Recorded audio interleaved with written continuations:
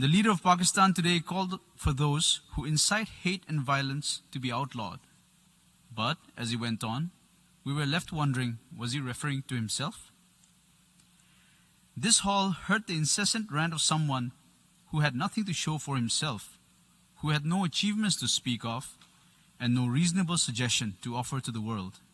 Instead, we saw lies, misinformation, warmongering, and malice spread through this assembly. The words used today at this great assembly by the leader of Pakistan demean the very essence of the United Nations. For a nation that is deeply buried in medievalism, it is understandable that the tenets of a modern civilized society, such as peace, dialogue, and diplomacy, are far-fetched. Allow me, Mr. President, to jog their minds a little about the stellar record of Pakistan.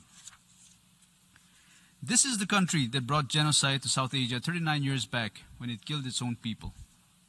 This is also the country that is shameless enough not to offer a sincere apology for the horrors it perpetrated even after so many years. This is the same country that provides pensions for dreaded and listed terrorists out of state funds. This is the same country that has the dubious distinction of hosting the largest number of terrorists proscribed by the United Nations. The leader whom we heard today is the same person who referred to the terrorist Osama bin Laden as a martyr in his parliament in July.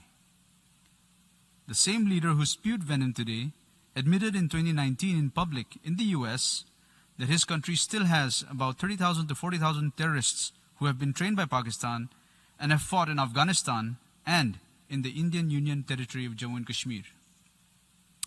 This is the country that has systematically cleansed its minorities, including Hindus, Christians, Sikhs, and others, through the abuse of its blasphemy laws and through forced religious conversions.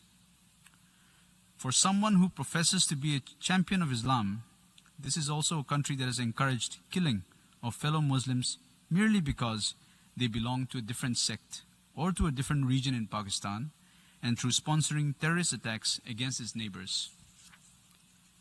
The only crowning glory that this country has to show to the world for the last 70 years is terrorism, ethnic cleansing, majoritarian fundamentalism, and clandestine nuclear trade. Mr. President, let me assert here loud and clear. The Union Territory of Jammu and Kashmir is an integral and inalienable part of India. The rules and legislations brought in the Union Territory of Jammu and Kashmir are strictly internal affairs of India. The only dispute left in Kashmir relates to that part of Kashmir that is still under illegal occupation of Pakistan.